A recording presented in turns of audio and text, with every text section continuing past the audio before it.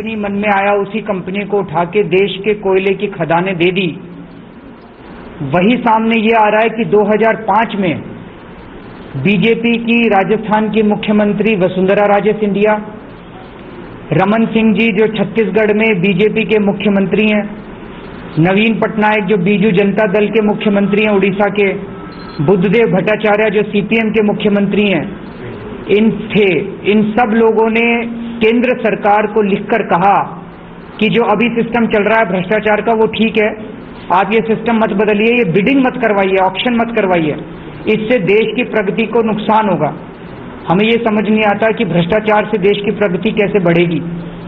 तो इसमें केवल केंद्र सरकार शामिल नहीं है, ये सारी पार्टियां साफ साफ नजर आती हैं, लेफ्ट, राइट और सेंटर, लेफ्ट की सीपीएम, राइट की बीजेपी और सेंटर, ये सभी पार्टियां इस भ्रष्टाचार में शामिल नजर आ रही हैं।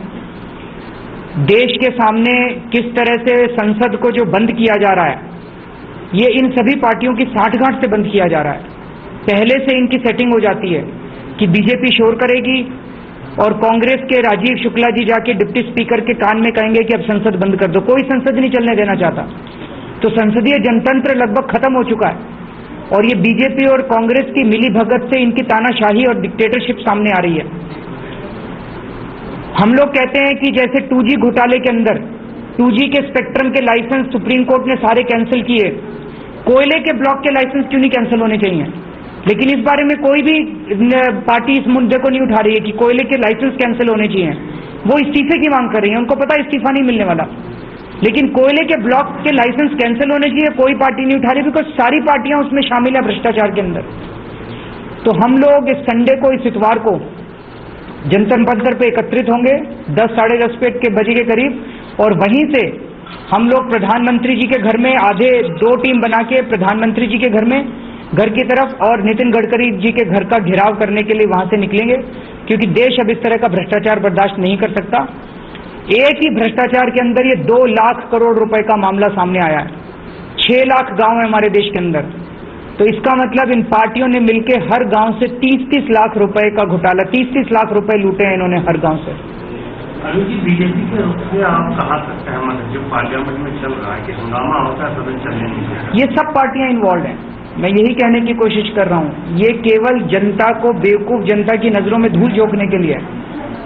भाई अगर केवल ये बीजेपी का होता तो राजीव शुक्ला जी ने जाके डिप्टी स्पीकर को संसद बंद करने के लिए क्यों बोला था?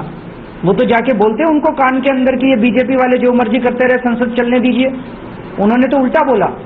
तो ये साफ साफ जाहिर है, कुछ नेताओं से जब हम बात कर रहे थे वो कह रहे थे हमारी बातचीत होती है आपस में दोनों तीनों पार्टियों की, मिलके ये लोग तय करते हैं कि अब आज संसद नहीं चलने, आप शोर कर देना, हम संसद बंद कर देंगे।